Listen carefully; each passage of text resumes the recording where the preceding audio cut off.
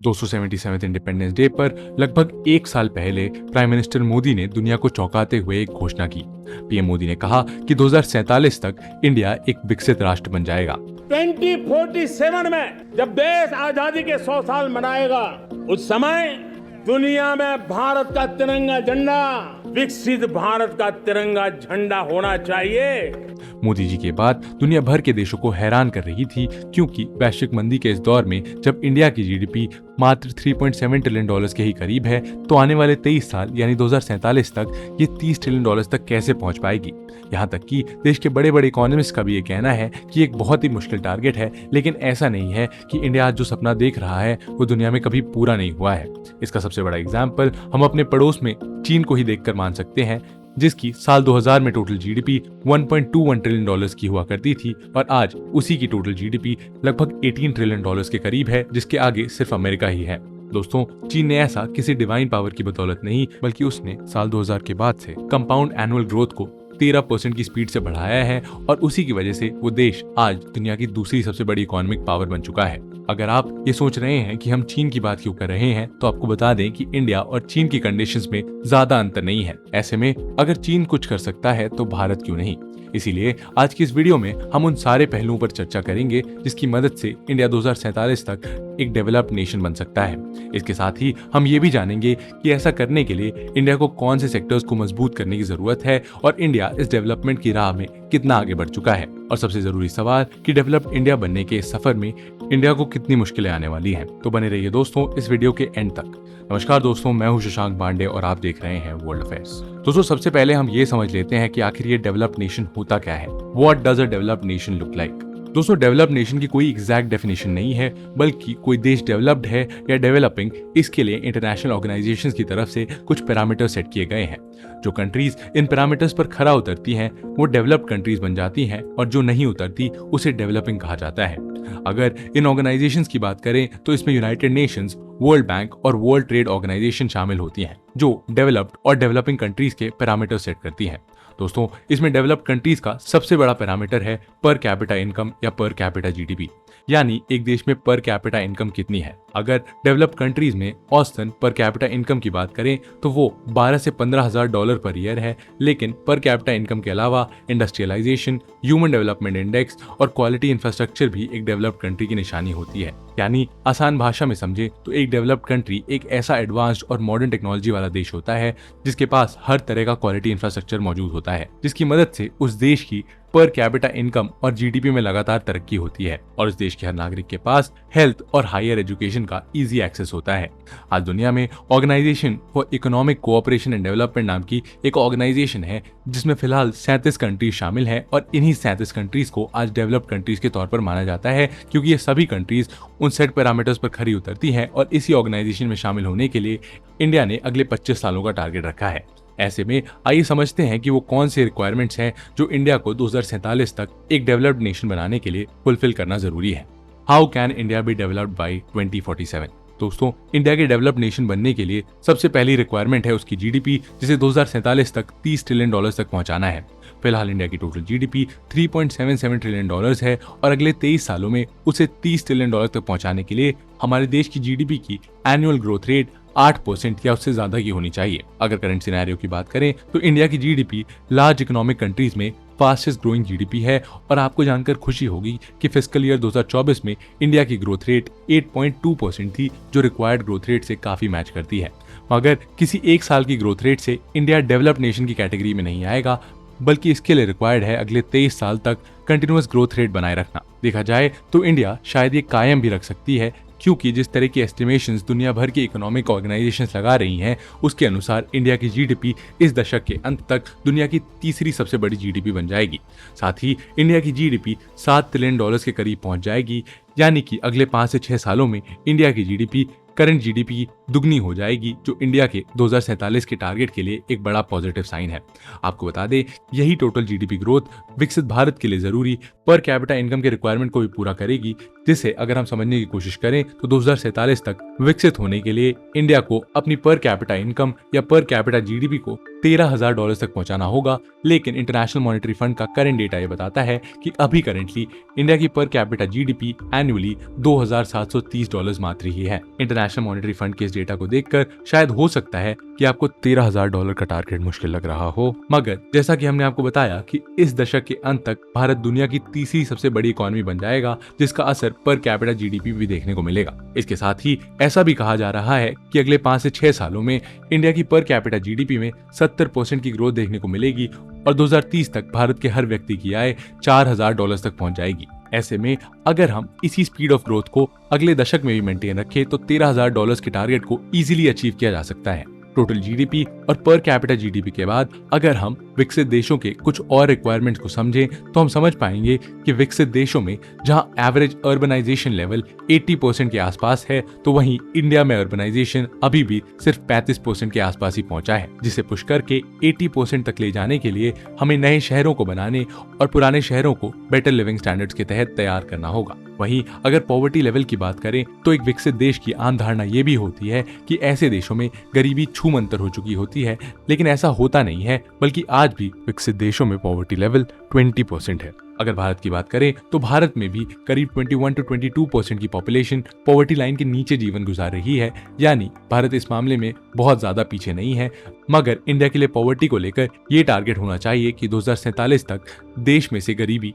पूरी तरीके से खत्म हो जाए। दोस्तों, ये तो वो बेसिक रिक्वायरमेंट्स हैं जो कि इंडिया को डेवलप्ड कंट्री बनाने के लिए बेहद जरूरी है, लेकिन इन रिक्वायरमेंट्स को पूरा करने के लिए इंडिया को किन फैक्टर्स पर काम करने की जरूरत है, आइए अब उन्हें समझते हैं। और दोस्तों, आगे बढ़ने से पहले मैं आपको बता दूं, अनअकैडमी देश का सबसे बड़ा यूपीएससी समिट करने जा रहा है, जहां आपको मौका मिलेगा ना सिर्फ नितिन गडकरी जी से मिलने का, बल्कि और भी फेमस पर्सनैलिटीज जैसे जयराम रमेश, सुहासिनी हैदर और वीवीएस लक्ष्मण जैसे डिग्नेटरीज भी यहाँ डायरेक्टली आपसे बात करेंगे। और तो और यहाँ आपको इंडिया के टॉप क्रिएटर्स जैसे नीतीश राजपूत और समदीश भाटिया को भी सुनने का मौका मिलेगा, और वो भी बिल्कुल फ्री। और दोस्तों, ये होगा 20 से 21 जुलाई को फ्री ऑन अनअकैडमी प्लेटफॉर्म। तो अभी जाइए और डिस्क्रिप्शन में एनरोल कर लीजिए ताकि आपको सारी इन्फॉर्मेशन मिल जाए। और चलिए अब आगे बढ़ते हैं वीडियो के साथ। Factors on which India should become a developed nation. दोस्तों, जैसा कि आप समझ ही गए होंगे, देश के विकसित होने का मतलब उसके हर एक नागरिक का विकसित होना होता है। ऐसे में अगर आप भारत की इकोनॉमी को करीब से देखेंगे तो आपको नजर आएगा कि इंडिया की इकोनॉमी को काफी हद तक अपर क्लास के लोगों के द्वारा ही चलाया जा रहा है, जिस वजह से देश में एक बहुत बड़ी पॉपुलेशन ऐसी है जिसके पास ना तो कैपिटल है और ना ही अर्निंग का एक बड़ा सोर्स। CNN की एक रिपोर्ट के अनुसार इंडिया की 60% पॉपुलेशन ऐसी है जो हर रोज $3.10 से भी कम के पैसे में अपना जीवन यापन कर रही है। और हो सकता है कि अगर इसे पेसिमिस्टिक तरीके से देखा जाए तो ये डेटा इंडिया के डेवलप्ड कंट्री बनने में एक बाधा की तरह लगने लगे। लेकिन अगर इंडियन गवर्नमेंट इस 60% की पॉपुलेशन पर काम करे और सोशल वेलफेयर की मदद से इन लोगों को इस काबिल बना दे कि इनके पास भी कैपिटल का फ्लो बढ़ जाए, तो इंडियन मार्केट में ये 60% की पॉपुलेशन एक नया और बड़ा कंज्यूमर बेस तैयार कर देगी, जिससे पैसों का खर्च ज्यादा होगा, लोकल डिमांड तेजी से बढ़ेगी और जिसे फुलफिल करने के लिए प्रोडक्शन के नए रास्ते तैयार होंगे। इन सबका पॉजिटिव असर इंडिया की टोटल जीडीपी ग्रोथ पर होगा। दोस्तों, ये बात तो हम सबको भी पता है कि जब किसी देश में मैक्सिमम स्पेंडिंग होती है तो मार्केट में डिमांड बढ़ती है और ऐसी कंडीशन में जीडीपी ग्रोथ तेजी से होती है। यानी इंडिया को अगले 10 से 20 सालों में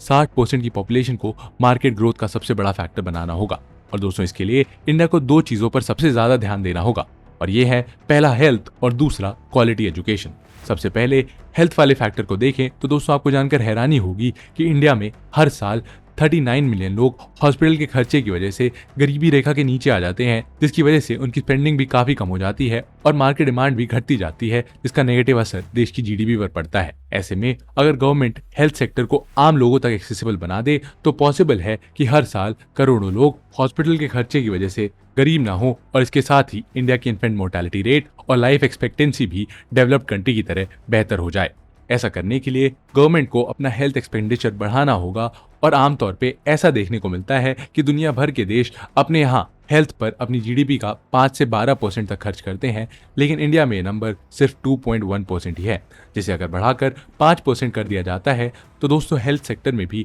इंडिया का इन्वेस्टमेंट उसकी इकोनॉमी में पॉजिटिव रिटर्न देगा। हेल्थ के बाद अगर एजुकेशन की बात करें तो गवर्नमेंट कॉलेजेस और गवर्नमेंट यूनिवर्सिटी की कमी की वजह से भी आज इंडिया में क्वालिटी एजुकेशन बहुत ही महंगी हो गई है, जो देश में बेरोजगारी को बढ़ाता है और साथ ही पॉवर्टी को भी। आज गवर्नमेंट एजुकेशन पर सिर्फ जीडीपी का 3 से 3.5% खर्च करती है, जो कि डेवलप्ड नेशंस की तुलना में बहुत ही कम है, और यही वजह है कि गवर्नमेंट को क्वालिटी एजुकेशन को भी प्रायोरिटी देनी होगी। वेलोर इंस्टीट्यूट ऑफ टेक्नोलॉजी के चांसलर गोविंद स्वामी विश्वनाथन कहते हैं कि 2047 तक इंडिया को एक डेवलप्ड नेशन बनाने के लिए हमें एजुकेशन पर अपनी जीडीपी का 6% तक खर्च करना होगा, जिससे अनएम्प्लॉयमेंट में कमी आएगी और लोग जॉब्स ढूंढने के बजाय जॉब्स क्रिएट करने के लायक बनेंगे। ऐसे में अगर इंडियन गवर्नमेंट आने वाले 2 दशकों में 60% पॉपुलेशन बर्डन को इकोनॉमिक बूस्टर में बदल देती है तो इससे इंडिया में इनइक्वालिटी, पॉवर्टी और अनएम्प्लॉयमेंट कम होगा। साथ ही एक डेवलप्ड देश बनने के लिए ह्यूमन डेवलपमेंट इंडेक्स में बेटर रैंकिंग की जरूरत है, और ऐसा करने से इंडिया वो भी फुलफिल कर पाएगा। और दोस्तों आइए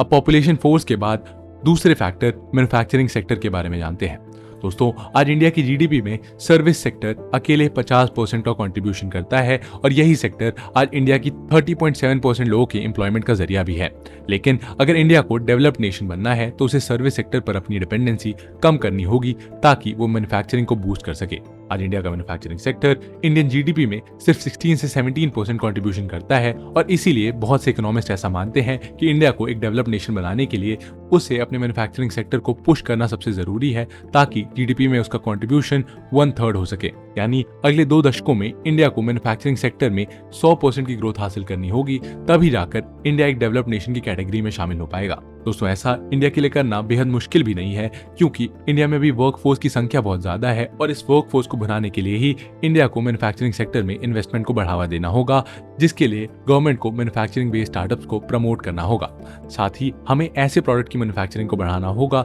जिस प्रोडक्ट की ग्लोबल डिमांड ज्यादा हो, ताकि इंडिया का ग्लोबल एक्सपोर्ट में भी पार्टिसिपेशन बढ़ सके।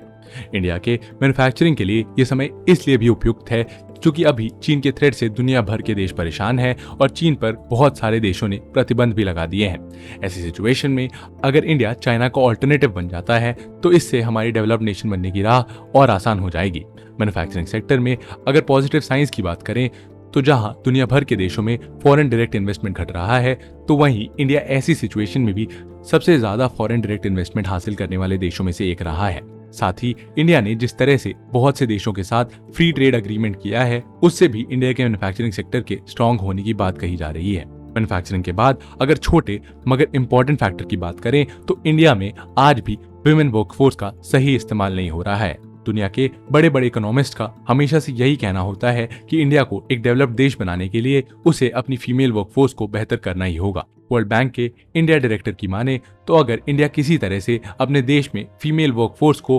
50% तक पहुंचा देता है तो सिर्फ इतना ही करने से उसको 1% की एक्स्ट्रा एनुअल जीडीपी ग्रोथ हासिल हो जाएगी, जो इंडिया के 8% जीडीपी ग्रोथ का एक सिग्निफिकेंट हिस्सा हो सकता है। ऐसे में इंडियन गवर्नमेंट को इस बात पर ज्यादा ध्यान देना चाहिए कि देश में जो भी नए एम्प्लॉयमेंट के सोर्सेज क्रिएट हों उसमें विमेन पार्टिसिपेशन मैक्सिमम हो सके। इसके साथ ही साथ डेवलप्ड बनने के लिए इंडिया को ईज ऑफ डूइंग बिजनेस को भी प्रमोट करना होगा, और एनवायरमेंट को ध्यान में रखते हुए ग्रीन एनर्जी को नॉर्मल बनाना, साइबर सिक्योरिटी को मजबूत करना और एग्रीकल्चर को मॉडर्न बनाना भी बेहद जरूरी है। लेकिन दोस्तों विकसित भारत की ये राह आसान नहीं होने वाली है, क्योंकि अभी जितनी भी बातें हमने की हैं उसके पूरा होने में बहुत सी चुनौतियां भी सामने आएंगी। तो चलिए अब एक नजर उन चुनौतियों पर भी डालते हैं जो इंडिया को विकसित होने से रोकने की कोशिश करेंगी। चैलेंजेस। दोस्तों भारत को 2047 तक विकसित होने से रोकने के लिए 4 मेजर चैलेंजेस क्लियरली नजर आते हैं, जिसमें सबसे पहला चैलेंज है हाई जीडीपी ग्रोथ रेट को मेंटेन किए रखना। दोस्तों इंडिया की इकोनॉमी 8% की सरप्राइजिंग ग्रोथ रेट से आगे तो बढ़ रही है, लेकिन 2047 तक इंडिया को डेवलप्ड बनाए रखने के लिए शायद ये ग्रोथ रेट भी कम पड़े, क्योंकि आने वाले सालों में इंडिया के साथ ही साथ दूसरे देश भी डेवलप्ड होंगे और डेवलपमेंट की परिभाषाएं और मानक भी बदलते रहेंगे। ऐसे में इंडिया को 8% से भी ज्यादा की जीडीपी ग्रोथ रेट को अगले 20 सालों तक मेंटेन रखने की जरूरत होगी, जो अपने आप में एक बहुत बड़ा चैलेंज है, क्योंकि बहुत से इकोनॉमिक एस्टिमेट्स ये भी बताते हैं कि अगले 10 सालों में इंडिया की जीडीपी ग्रोथ रेट 7% के आसपास ही होगी। अगर गवर्नमेंट डेटा की बात करें तो 2047 तक के टारगेट को जिस हिसाब से गवर्नमेंट अचीव करने की बात कर रही है, उसमें 2030 से 2040 के बीच इंडिया की ग्रोथ रेट 9.2% होनी चाहिए और 2040 से 2047 तक इंडिया की ग्रोथ रेट 8.8% की होनी चाहिए। वहीं अगर 2030 से 2047 तक की टोटल ग्रोथ रेट की बात करें तो इंडिया को 9% की एनुअल ग्रोथ रेट को मेंटेन करना होगा, जो आने वाले समय में इंडिया के लिए इतना आसान नहीं होगा। दोस्तों, इसके बाद दूसरा बड़ा चैलेंज है मिडिल इनकम ट्रैप। दोस्तों, मिडिल इनकम ट्रैप बेसिकली ऐसी सिचुएशन होती है जब किसी देश की डेवलपमेंट के दौरान देश की पॉपुलेशन पॉवर्टी से तो बाहर निकल आती है, लेकिन एक पर्टिकुलर इनकम पर आकर उसकी ग्रोथ रुक जाती है। दोस्तों, इसी फिनोमेना को मिडिल इनकम ट्रैप कहा जाता है। इंडिया के केस में ऐसा भी कहा जा रहा है कि जैसे जैसे भारत अपनी विकसित अर्थव्यवस्था के रास्ते पर आगे बढ़ेगा, चांसेस हैं कि वो मिडिल इनकम ट्रैप का शिकार हो जाए। इंडिया में पर कैपिटा इनकम जैसे ही 5,000 से 6,000 तक पहुंचेगी, उसके बाद प्रॉब्ली इंडिया के लोगों की पर कैपिटा इनकम में ग्रोथ ना हो। ऐसा इसलिए होगा क्योंकि तब तक इंडिया का मार्केट एक सैचुरेशन लेवल तक पहुंच जाएगा जहां पर ज्यादातर वर्कफोर्स काम नहीं करना चाहेगी, जिससे पर कैपिटा इनकम को $13,000 तक पहुंचाने का जो टारगेट है वो अधूरा ही रह जाएगा। मिडिल इनकम ट्रैप के बाद तीसरा मेजर चैलेंज है ओल्ड पॉपुलेशन। दोस्तों, आपको बता दें कि इंडिया में 60 साल से ज्यादा की उम्र की लोगों की जनसंख्या 2010 में जहां केवल 8% के आसपास थी, वहीं जिस तरह इंडिया में पॉपुलेशन आगे बढ़ रही है उसे देखते हुए ये अनुमान लगाया जा रहा है कि 2050 तक 60 साल से ज्यादा उम्र वाले लोगों की जनसंख्या 19% हो जाएगी और ये लोग कोई और नहीं बल्कि वही वर्कफोर्स होगी जिसके बेसिस पर हम आज इंडिया के डेवलप्ड होने की बात कर रहे हैं। ऐसे में 2047 आते आते इंडिया के पास जो यूथ पॉपुलेशन वर्कफोर्स है वो खत्म हो सकता है और साथ ही इंडिया के ऊपर ओल्ड पॉपुलेशन के बर्डन को सरवाइव करने के लिए हेल्थ केयर और पेंशन जैसी स्कीम्स पर ज्यादा पैसे खर्च करने पड़ेंगे, जो इंडिया की जीडीपी पर एक्स्ट्रा बोझ होगा। चौथे और इम्पोर्टेंट चैलेंज की बात करें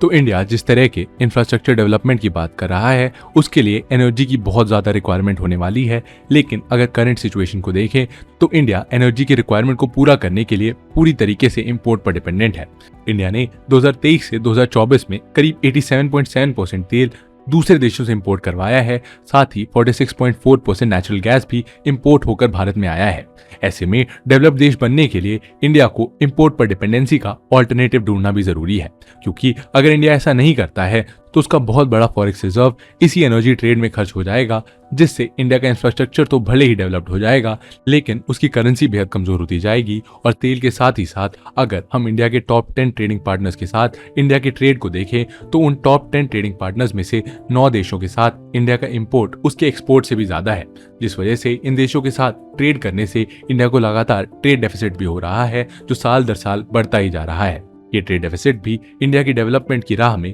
एक बड़ा चैलेंज बन सकता है। कंक्लूजन दोस्तों, इस तरह से देखें तो भारत के पास पोटेंशियल और अपॉर्चुनिटी दोनों ही है, जिसकी मदद से हमारा देश 2047 तक विकसित बन सकता है। लेकिन उसके लिए गवर्नमेंट के साथ ही साथ देश की पॉपुलेशन को भी ये समझना होगा कि देश को अगर डेवलप्ड बनाना है तो उसकी जिम्मेदारी हमारी अपनी होगी। लेकिन ऐसा नहीं है कि इससे सरकार पूरी तरीके से पलड़ा झाड़ सकती है, और इसके लिए सरकार को भी नए और बेहतर इंफ्रास्ट्रक्चर खड़े करने होंगे और साथ ही साथ इंडिया में इकोनॉमिक रिफॉर्म्स भी लाने होंगे, और साथ ही गवर्नमेंट को social welfare, health, education, poverty और विमेन पार्टिसिपेशन को भी बढ़ाना होगा। इसीलिए ऐसा कहा जा रहा है कि विकास की राह बेहद मुश्किल होगी, लेकिन शायद नामुमकिन नहीं। दोस्तों, आपको क्या लगता है, क्या 2047 तक अपनी आजादी के 100 सालों बाद इंडिया डेवलप्ड हो पाएगा? हमें कमेंट सेक्शन में जरूर बताइए, और ऐसे ही और इंटरेस्टिंग और इन्फॉर्मेटिव वीडियोस के लिए वर्ल्ड अफेयर्स को सब्सक्राइब करना ना भूलिए। मिलते हैं आपसे ऐसे ही एक और इंटरेस्टिंग और इन्फॉर्मेटिव वीडियो के साथ, तब तक के लिए जय हिंद।